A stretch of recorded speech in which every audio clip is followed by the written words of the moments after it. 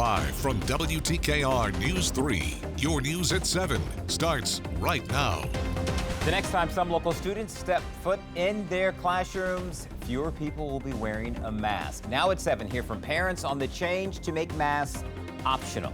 Plus, Russian forces prepared for a full-scale invasion. That's according to American officials. Now, new action being taken to try to put a stop to the invasion. And welcome to News 3 at 7 on WGNT. I'm Kurt Williams. And I'm Barbara Ciara. Before we jump into our top stories for tonight, let's check in with our chief meteorologist, Patrick Rocky. Well, hi, Barbara. Yeah, we had gloomy skies this morning and some rain, and then the skies cleared this afternoon. I sure hope you're able to get out and enjoy the nice, mild, sunny weather this afternoon, because both of those things are going to be changing for tomorrow. Yep, we've got rain on the way. So let's time it out here with our forecast. See the time up there at the top of the screen. We're going to start off with a lot of clouds around. If you're an early commuter, you'll likely miss out on the rain, but the rain is going to be rolling in as we head through the morning hours. There we are at noon. We've got some scattered showers, more wet weather as we head into the afternoon. There we are, 3 p.m. And then by the late afternoon, for your late afternoon commute, things are looking better. But yeah, we do expect rain on the way. We've got another big temperature drop for tomorrow and then another big jump, and we're tracking the timing for more rain this weekend. All coming up in your first warning 7-day forecast. All right, Patrick, we will see you in a few minutes. Starting tomorrow, Newport News joins other local districts in making masks optional in the classroom. And News 3 reporter Kelsey Jones caught up with health experts and parents about the change in policy. Starting tomorrow, students can choose to wear a mask or not in Newport News public schools. Newport News is just the latest local school division to make that move. But despite opposition from parents and educators, making masks optional in Virginia public schools is effective no later than March 1st. It just feels like we're rushing things. Dickens is an employee at an elementary school in Newport News. She says Newport News public schools transitioning to masks now being optional for all students is premature. There's all these questions that I feel hasn't been addressed. And so the school system's like, we're ready, we're ready, we're ready. But as a parent, I'm like, are we really ready? Like, have you, do we have air filters? Can kids be distanced? Although masks will continue to be required for all NNPS employees, Dickens believes with masks now being optional for students, it will affect staffing numbers, and there's already a teacher shortage. We're already asking a whole lot of our teachers, and now this is one more ask of them, and I don't think it's fair when it's a health and safety issue. Health experts say families shouldn't let their guard down just yet. Just last week, they saw over 100 positive cases and had 7 new hospitalizations. It creates a problem when it's not expected because there is then peer pressure amongst children. I don't have a mask on, you do. Those sorts of things are more problematic and harder for children. Mitchell says maintaining more than one mitigation measure is the best way to move forward until things are a little bit better. But another NNPS parent says her children will continue to wear masks in school. I've discussed it with them, and they're not putting up a fuss like, oh, mommy, I don't want to wear my mask. They're like, no, we're still going to wear our masks. Majority of schools in Hampton Roads have already peeled back their policies that make masks optional. However, Portsmouth will discuss optional masking in schools in their school board meeting tomorrow night. And as of now, Norfolk has not made an official announcement on optional masking. In Newport News, Kelsey Jones, News 3. A senior U.S. defense official says that Russian forces along Ukraine's borders are prepared and ready to conduct a full-scale invasion. They're already partially in. Now, this comes as the international community threatened to impose sanctions against Russia. New satellite images show that Russia's military buildup is growing along Ukraine's border. The Kremlin claims that rebel leaders in the eastern region of the country asked for military assistance to fend off what it calls Ukrainian aggression. Now, this could lead to Russia's direct military involvement. Reports say that Ukraine experienced cyber attacks today, prompting Ukraine to mobilize its military reservists as tensions build.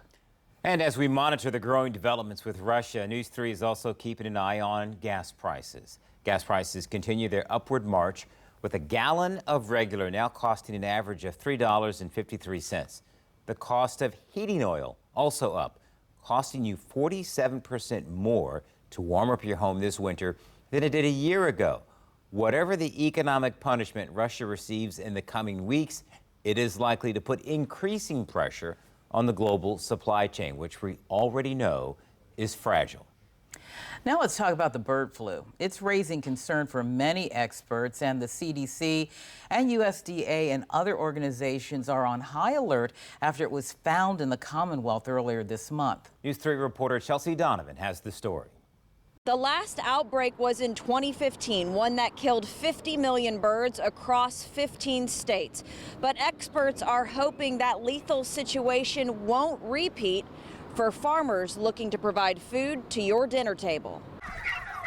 It spreads super fast and can kill an entire flock if infected. This actually happens to be one of the more deadly strains for poultry. The bird flu is now in several states, including Virginia. The first case that was diagnosed in Virginia was actually in Northern Virginia, and it was a backyard flock. It was a mixed flock of turkeys and chickens. Dr. Michael Persia, associate professor at Virginia Tech and specialist of poultry nutrition, says the disease is incurable. Best way for us to try to combat that is once we identify a case, is we actually go in and euthanize that flock just to stop the spread of that disease. Poultry producers, large and small, even those with backyard chicken coops, need to be aware. The bird flu is transmitted through migratory or shorebirds, primarily through bird droppings. Bring any birds that are outside, inside. And always wash your hands. As for human risk, very, very minimal, says Dr. Ryan Light with Greenbrier Family Medicine in Chesapeake. We've only seen 860 cases worldwide since 2003, so it's very rare in humans. But when it does affect humans, it's about 53% of the people do not survive it. So it's a very dangerous flu virus. He says poultry workers would be most at risk, but right now the CDC says that's a long shot. What could be on the horizon, though, if the disease continues to spread? Higher poultry costs, which are already soaring. We could see inflation in the poultry industry. That would be our chicken as well as our turkey.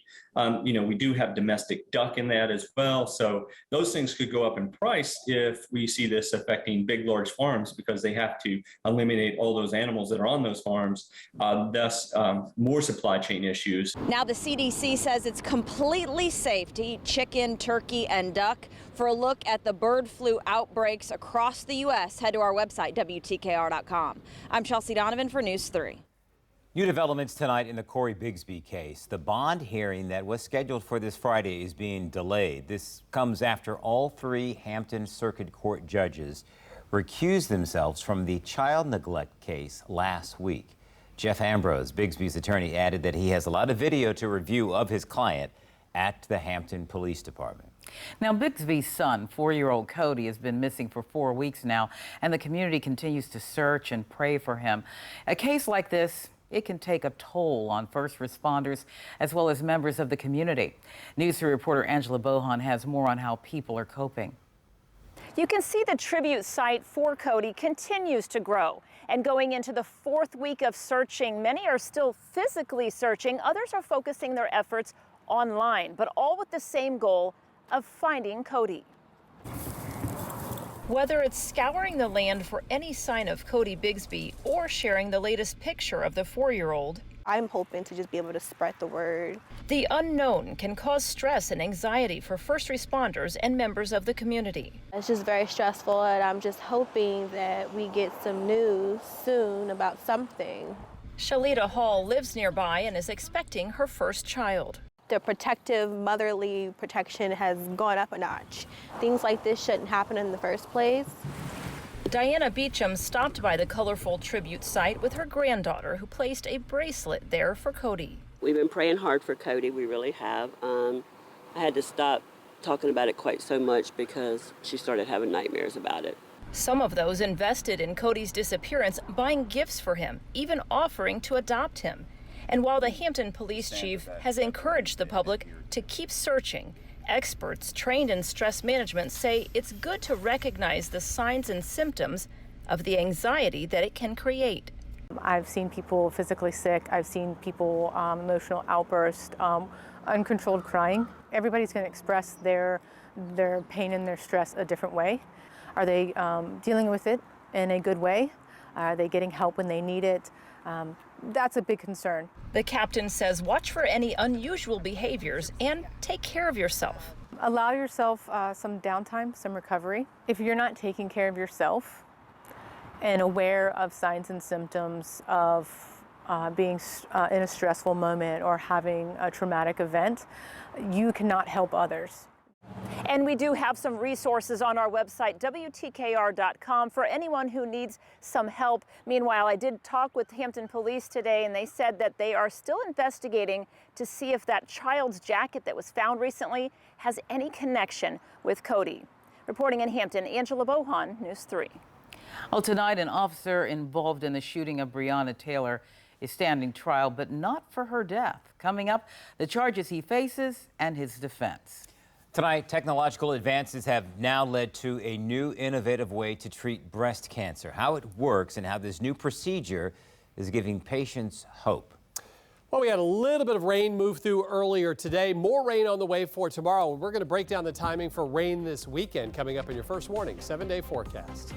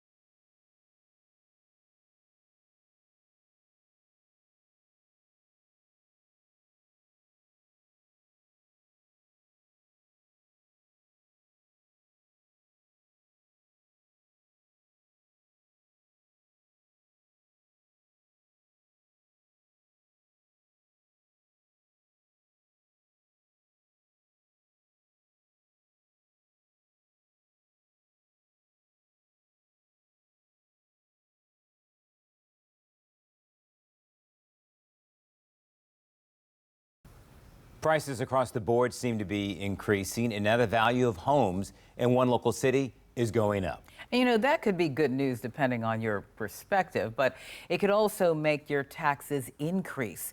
News 3 reporter Brendan Ponton is taking a look at the potential impact on your wallet.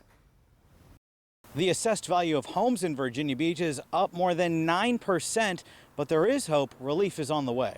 The real estate assessor in Virginia Beach says it's a seller's market right now, and that's driving up housing prices. The value of homes in the city has generally been pretty flat in recent years, but now there's a big increase that could mean real estate tax bills increase a lot as well, as the more your house is worth, the more you'll get taxed. The latest assessment, though, wouldn't impact your taxes until December, so the city has time to figure out how to handle it. On top of all that, News 3 has reported on how the value of cars is also up considerably. In Virginia Beach, they're up 40% compared with last year and could give the city an extra $60 million. But right now in the city, there are talks about trying to make any increases to tax bills more manageable. City Councilman John Moss says the City Council needs to cut the personal property tax bill and take a look at lowering the real estate tax. The government shouldn't benefit from that kind of inflation. Clearly, there's room to give tax relief. The car tax issue must be addressed first, with the Commissioner of Revenue saying he needs direction from the City Council by mid-March before he starts mailing out tax bills. I'm Brendan Ponton, News 3. Well, I have from a well-placed source that the great Cardi B once said, if it's up, then it's up. And it's looking like rent prices across the country are not coming down anytime soon. So Cardi B knew what she was talking about. She knew exactly what was up. According to Realtor.com, nationwide rent prices are up nearly 20% compared to last year, and experts are saying it's because demand is outpacing supply. The increases are expected to continue. The survey shows 61% of landlords are planning rent hikes this year. Experts hope that we could see prices stabilize somewhat in the coming months. So now comes the question, if you're in need of some rental assistance, right now we have resources that you can check out on our website, WTKR.com. Okay, we have to give Patrick Rocky a little credit. When that sun broke out this afternoon, I was doing the happy dance, the weather happy dance. Hey, no credit, because you're going to be blaming me tomorrow. It is going to be very, very different tomorrow. We're talking about rain again tomorrow. We didn't get a whole lot today, less than 1/10 of an inch at Norfolk International. We could use more rain. In a typical February, we pick up nearly 3 inches of rain. We picked up about 1 1/3 inches so far. And there is more rain on the way, but it's not going to be a lot. And you can see for the next 6 to 10 days, forecasters at the Climate Prediction Center are saying we can expect below normal rainfall. Now, it doesn't mean no rainfall, and tomorrow about a 70% chance for rain. That doesn't mean it's going to be a lot of rain, but most of us will get rain tomorrow. Down to a 25% chance on Friday, so most of us will miss out on the rain on Friday. 10% chance on Saturday, up to a 30% chance on Sunday. It's interesting, the forecast models keep going back and forth whether we're just talking rain or maybe a little bit of sleet and snow mixing in with that rain early on Sunday. Certainly not out of the question, but either way, we don't think it's going to amount to much. Now take a look at the big picture of the U.S. It looks like a jump rope, doesn't it? That's because we've got a warm front moving through, then a cold front, then a warm front, then a cold front, then a warm front again. And that's why temperatures are heading up and down and up and down. And well, tomorrow is going to be a down day, and we're going to have the rain coming down as well. And you can see that with the forecast. You see the time up here at the top of the screen. Our forecast model is still trying to paint in a couple of showers later on this evening. I think most, if not all of us, stay dry. A lot of us will be dry as we head off to work tomorrow morning, but we do expect some waves of rain to move through the daytime hours tomorrow. Again, it's not going to be especially heavy rain, but I think more of us will get rain tomorrow than we got today. And notice our winds tomorrow. They're going to be out of the northeast. Yes, we've got a cold front moving through tonight, and that means that we've got a drop in temperatures for tomorrow. As we take you into Friday, not a lot in the way of rain, but you do notice a few blips of green, and so it will be warmer, but we'll have a chance for some wet weather on Friday as well. We expect late in the afternoon the skies will start to clear, so whenever you see the sun, get out and enjoy that, because it will be much milder on Friday and not so mild as we head into the weekend. Those winds flip back around to the north and temperatures drop again. So how much rain is going to be dropping? This is our forecast model, the European forecast model, taking us through Sunday evening or into Sunday evening. See, it's just not a lot. We're talking about 1/4, maybe 1/3 of an inch of rain for most of us. High temperatures for today, upper 60s, lower 70s. We did make it to 70 at Norfolk International. 55 is normal for this date, and so we were well above normal today, and we are going to be below normal for tomorrow. 47 degrees. Then we're back in the low 70s on Friday. Back in the 40s on Saturday. You see, we settle into the mid-50s near normal on Sunday with a few showers. And again, we could see a sleet pellet or a snowflake. And then you see the slow warming trend next week. By this time next week, we're back to around 63 degrees, which seems a little more reasonable. Isn't that right, Barbara and Curdy B? Oh, hey, you did that pretty well. Okay, you should know more about our lyrics. I got to maintain that street cred, you know. Yeah, Thanks, I think you Chad. lost it. Well, still ahead, the movement to close the gender gap and how low self-esteem is affecting the earning potential of young women.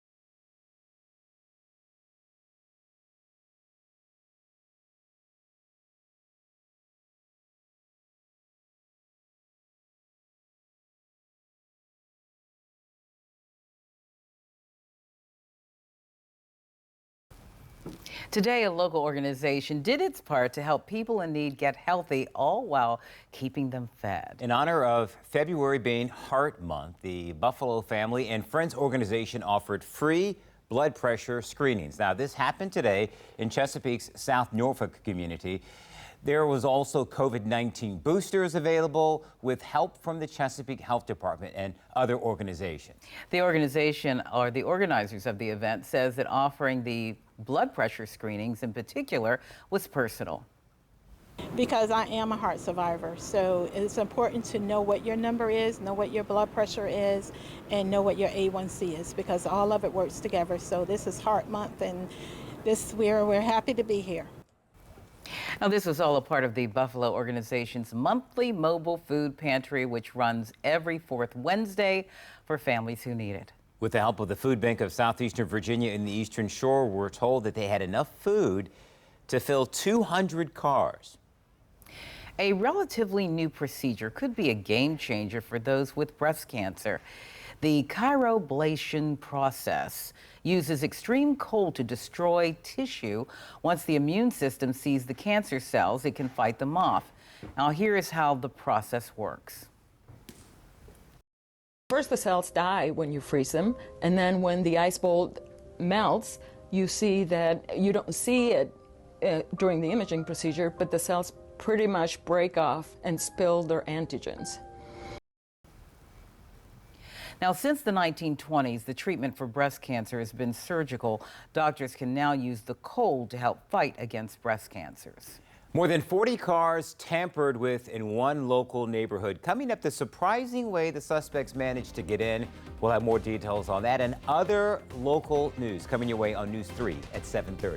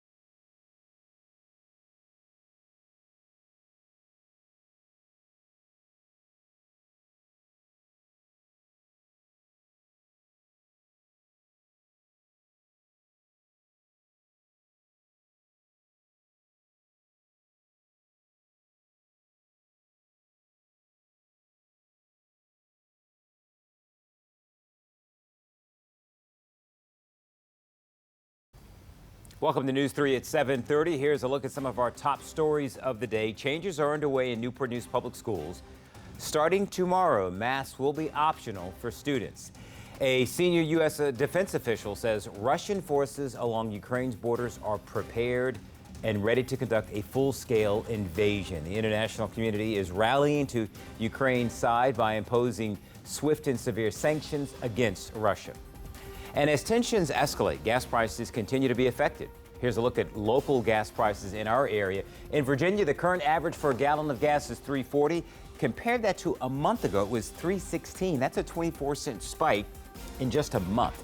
In North Carolina, they're seeing an even bigger jump. The current average, $3.45. A month ago, it was $3.12. That is a 33-cent spike.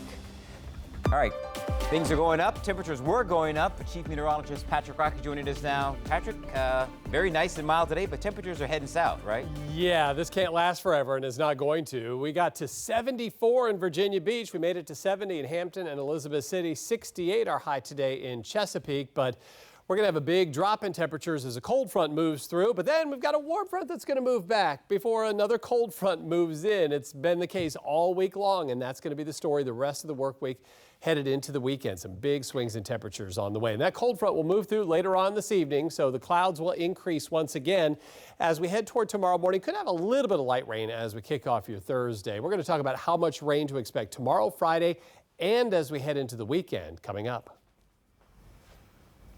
Today, a former Louisville police officer involved in the shooting death of Breonna Taylor began trial. And just to be clear, the trial is not for her death, but for what they call wanton endangerment.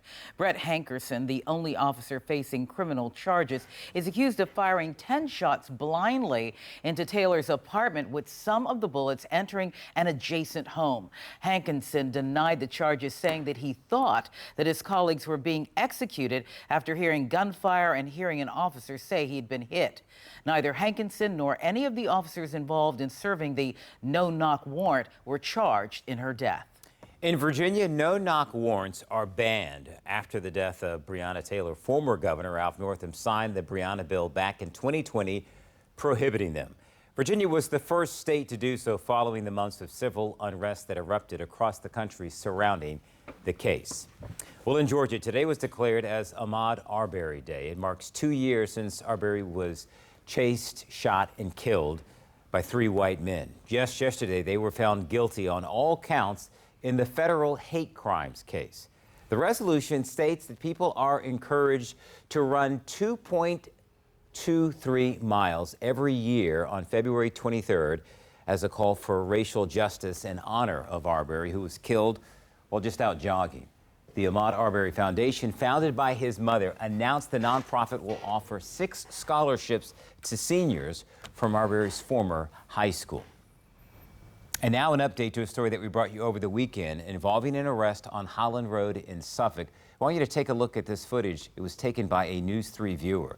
We put out calls and found out that the U.S. Marshals Fugitive Task Force arrested this man, Tevin Logan. Logan, according to authorities, tried to flee during the arrest but was eventually apprehended. Logan is being charged with malicious wounding and 3 counts of shooting into an occupied vehicle. And 2 men are behind bars tonight and are accused of sneaking into more than 40 cars in Virginia Beach. Now, officials tell News 3 that they recovered a stolen gun from one of the suspects. Police were called to the Kimball Circle, where they saw several men tampering with unoccupied cars. Officers say the suspects entered vacant cars and targeted several neighborhoods near Little Creek Base. 2 teenagers face several charges stemming from the incident. Research shows that there is a gender confidence gap that's causing serious implications for women in the workplace. And one leadership coach is working to help women deal with this. Writing the Sherohood is stronger with you. That's she plus hero plus sisterhood. Jamie McKinney is an author, motivational speaker, and leadership coach. Our mission is to empower women to ditch doubts, speak up, and achieve the careers they deserve and desire. Listen very carefully and very closely for those words or those phrases that are reflective of self-doubt rather than self-empowerment. She is inspiring women worldwide and trying to lessen the gender confidence gap. The confidence gap actually starts when women are in middle school. The sense of belonging outweighs a need for authenticity. Young women make decisions to dampen their confidence or to shrink their aspirations because they just want to fit in and they don't want somebody to say something negative about their bravery, their courage, their confidence. Well, once that seed is planted, then fast forward to the working world, and your authenticity is still in there, but if you've been practicing not speaking up or not exercising your confidence, that's now what you know. Jamie says it's a combination of nature and nurture. Reinforced gender stereotypes mean young girls are often encouraged to play with dolls, while young boys are typically steered toward more aggressive activities. Those experiences plant a seed, which Jamie says often leads to a stark difference in one's ability to be assertive. And I want to be very careful when talking about the genders is that it's not all men and all women, but as studies show, there are trends. Research by the National Bureau of Economic Research found that even when their performance on a task or job is equal to a man's, women describe theirs less favorably. The impact can be quite substantial. Men ask for raises 4 times more often than women do, and when they do, they ask for 30% more. As an isolated incident, that has a certain level of impact, but over the course of one's career, calculations show that that can equate to $1.5 million for an individual's compensation. $1.5 million simply because one didn't ask. Jamie, who started off her career life in male-dominated fields like the automotive and oil and gas industries, wants to change that. She's been coaching women through her 3 Pillars of Leadership program. Those 3 pillars include strengthening self, communicating powerfully, and leveling up your career path. One woman who went through that training to make a difference in her life is Nora Thomas. Confidence is definitely something I've struggled with all my life, but it didn't hit me that it was going to be this way for me in the professional world until I got out of college. Instead of, I cannot do that, it is, I can do that. She says Jamie inspired her to start her own marketing and community outreach business. I've noticed how important it is to set goals and kind of set that standard for yourself to be like, whoa, actually, where do I want to take this? Or where can I see myself improving or, doing something with the goals that I'm setting. Everyone is born with a certain amount of confidence, and confidence is just like a muscle in that the more you build it and condition it and flex it, the more it grows. I'm Elizabeth Ruiz reporting. Yeah, I like that. Okay, also this, more companies are boosting benefits to try to keep workers from defecting. Now, according to a recent Harris poll, 51% of employees say that their employers increased or added new benefits during the Great Resignation. Among those added over the last 6 months are improved dental and vision benefits, a health and wellness stipend, permanent remote work, and unlimited days off.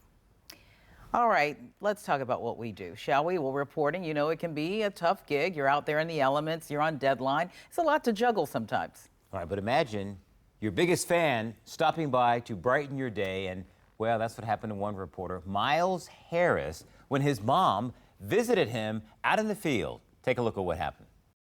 Is it because of This is my mom, hold on.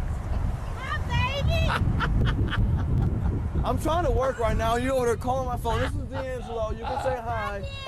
And don't be holding up traffic because you got cars behind you. Isn't that wonderful? The Ohio reporter posted his mom's little visit on social media, writing, quote, typical Sandy, and now they've gone viral. I just love it how she says, hi, baby. But see, moms can do that, though. I know. I kind of think it's your job to embarrass your kid. Well, and it just reminds us of all of us that, moms, you have permission to do that. To show up at our job while we're at work. He's always going to have that little nugget. Mom's showing all kinds of love. Are we loving Patrick right about now? All right. On the count of 3. 1, 2, 3. Hi, Patrick. Hi, Patrick. Got to work on that a little bit more. Hi, all right.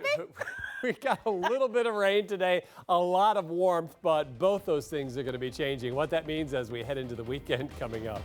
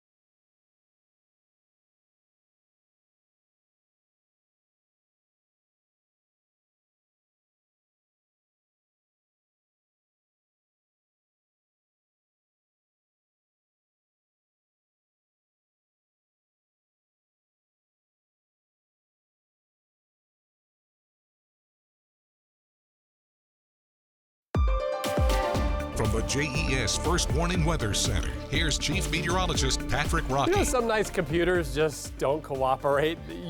Take a look. Oh, look at there. Oh, it fixed itself. That's a look at downtown Norfolk right now. Let's take a look at our weather headlines here. It is going to be colder and wetter as we head into tomorrow. You knew this afternoon was too good to be true, right?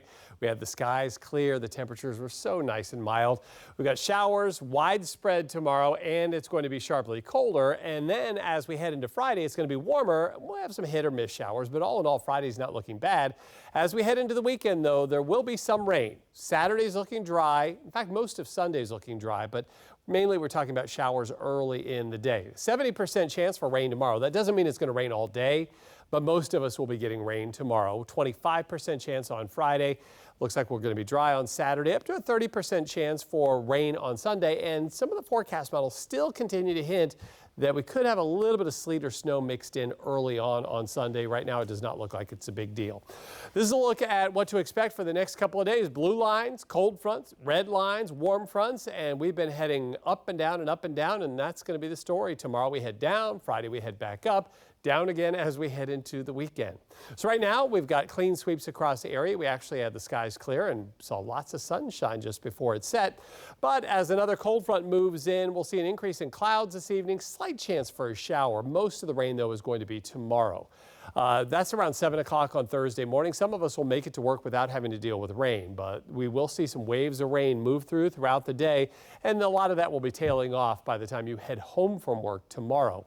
As we head into your Friday, well, yeah, we could see a few showers around for the morning and again into the afternoon. But again, it's not a huge chance for rain, it looks like, on Friday.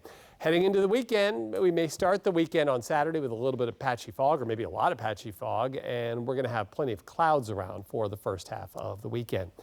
Take a look at our high temperatures for today. Most of us made it into the 70s. We got to 69 in Newport News and 68 in Gloucester, but 74 in Virginia Beach. It was just wonderful. I hope you're able to spend some time outside today, because tomorrow, not so much. We've got temperatures below normal. Normal highs around 55. 44 our forecast high for Hampton, 49 in Elizabeth City, 47 in Virginia Beach. We're going to top out in the mid-40s for Smithfield and for Norfolk for tomorrow. For this evening, still very mild, so get out and enjoy it if you can. Maybe take the dog for a walk around the block while we still have some very mild temperatures, because by the time you wake up tomorrow morning, we'll have a chance for some rain. It's going to be a chilly rain with temperatures in the 40s. By the afternoon, temperatures still in the 40s for most of us, and we will have a chance for showers around tomorrow afternoon. But then it's back up into the 70s on Friday, back up into the 40s, or back down into the 40s on Saturday, and then we settle into the mid-50s near normal with a few showers on Sunday, and then a slow warming trend for next week. We're back into the 60s by this time next week.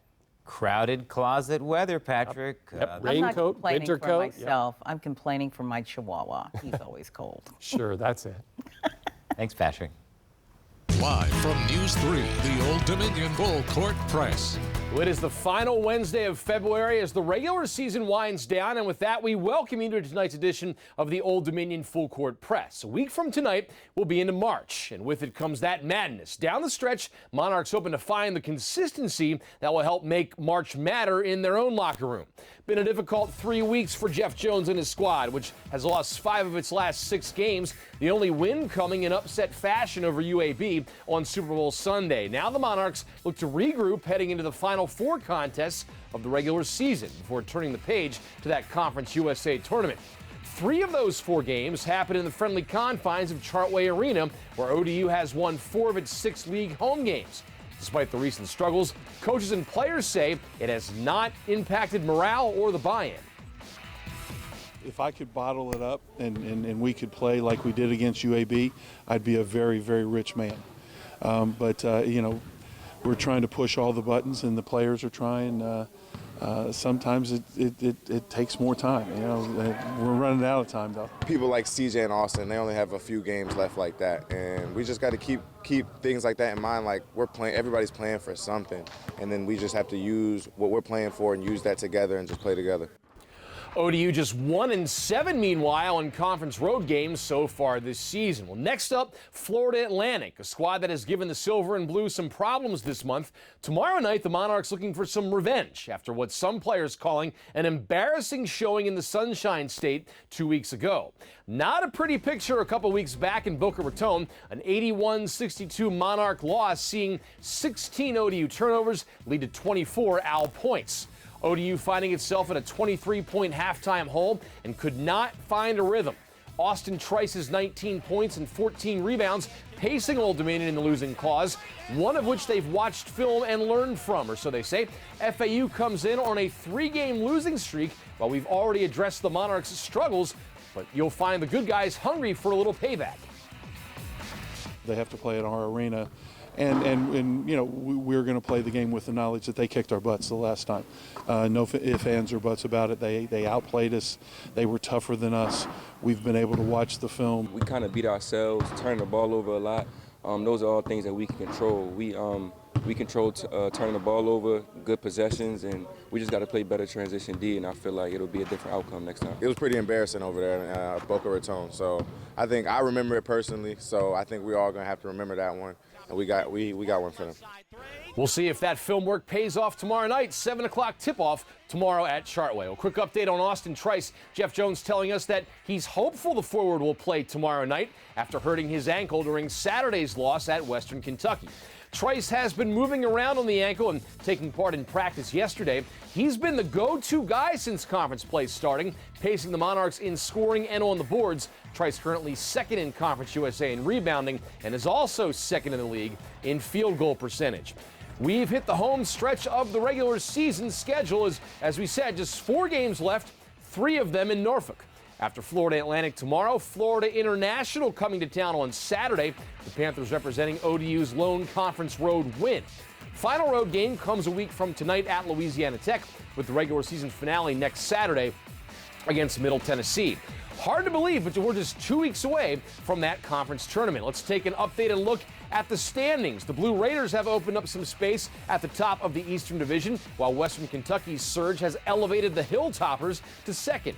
FAU there in third. Old Dominion has fallen to 6th, but can improve its standing with a hot final 2 weeks. Out west, North Texas on the brink of clinching that division crown. UAB and Louisiana Tech deadlocked behind them.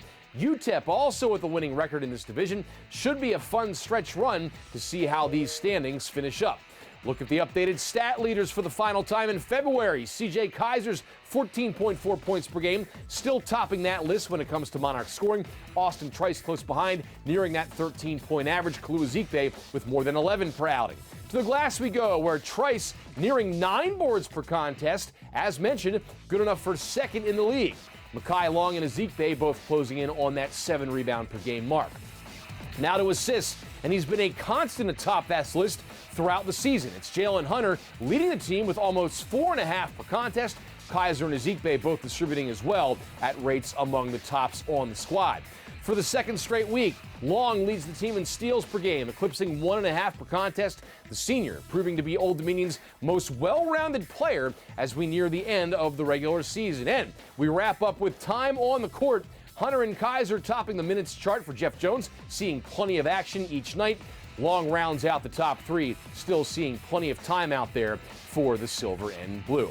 Well, coming up next, we take a look back at a golden age of Old Dominion basketball. Sonny Allen's former players discuss his impact on them and the program when the Old Dominion Full Court Press continues right after this.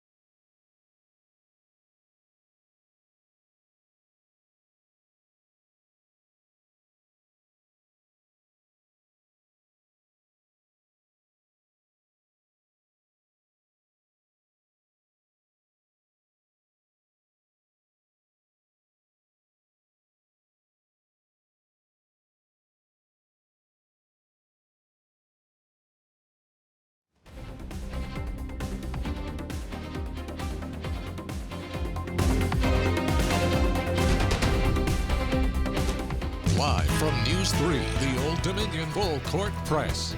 Now, this spring, the late Sonny Allen, an ODU legend, will be inducted into the Virginia Sports Hall of Fame. But first, Megan Plain shows us how the former ODU men's basketball coach was on at a recent game as Allen's former players and family look back on his legendary career.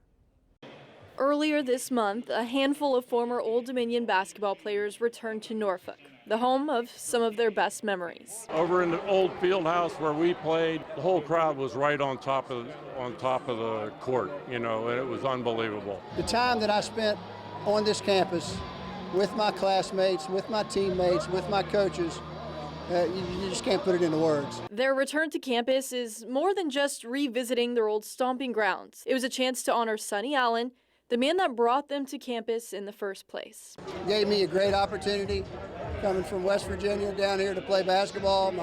One of maybe 2 scholarship offers that I had. That's what he did. That's his legacy. He gave people chances. It was up to you whether or not you took advantage of it, but he gave you the opportunity. Allen did more than just give players opportunities. He broke color barriers along the way. In the 60s, Allen recruited Arthur Buttons Speaks to Old Dominion, becoming the first coach to add a black player to the roster of a primarily white Virginia team. I don't think the general public understands the impact that he had on Virginia basketball, breaking the color barrier. He was instrumental in bringing in black athletes to Old Dominion University and to the state of Virginia, and that's huge. And that, again, alludes to the type of person that he was. Sonny was just incredible. He always had your back, and he was like a father figure for us. It wasn't just off the court where Allen made a huge impact. He revolutionized fast break basketball and earned ODU its first men's basketball national championship in school history. His legendary career at Norfolk has also earned him a spot in the Virginia Sports Hall of Fame, where he will be enshrined April 30th. But first, ODU honors the Monarch great earlier this month on Sonny Allen Night, as former players and family gather to celebrate the life of the late ODU legend. Celebrate my dad's life with his Old Dominion Monarchs and the Thundering Herd. It really has brought a lot of joy to our family that'll last a lifetime. In Norfolk, Megan Plain, News 3 Sports. Thank you, Megan. That wraps up tonight's edition of the Old Dominion Full Court Press. Monarchs and Owls tip off at 7 o'clock tomorrow night at Chartway Arena. Now let's toss it over to meteorologist Patrick Rocky for a final check of that forecast. Patrick? Well, thank you, Mark. It is going to be completely different tomorrow than it was today. Much colder, and we'll have more rain around. Some scattered light rain as you head off to school or to work. Maybe some heavy downpours in the afternoon. Some heavier downpours. We're not talking about a ton of rain for tomorrow, and even less on Friday. But check out the jump in temperatures. We're back in the 70s on Friday.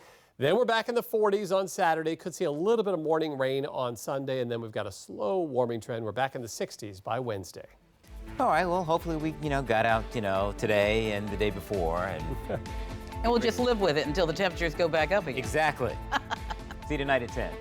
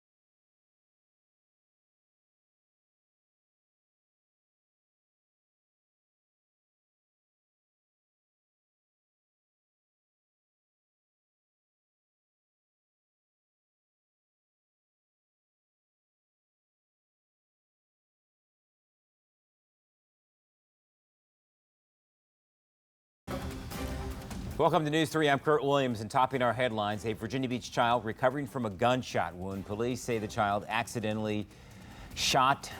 Oh, crap. How around this? Well, we don't know the gender of this kid. Police wouldn't tell us. So the child? The child shot, but how do I say the child shot himself in the leg? I know, but that's a plural pronoun. The child shot themselves and shot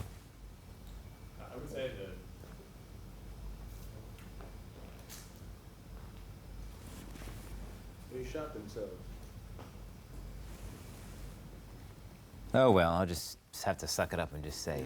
Or you could just say him or her. I would be transparent and say the police haven't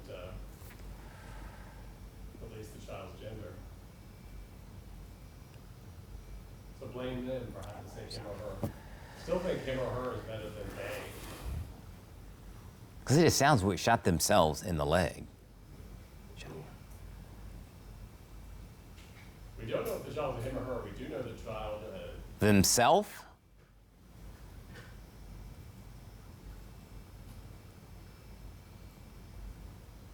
was self-inflicted.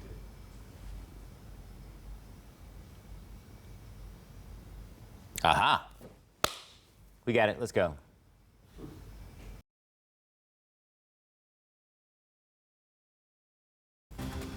Welcome to News 3. I'm Kurt Williams, and topping our headlines. A Virginia Beach child recovered from a gunshot wound to the leg.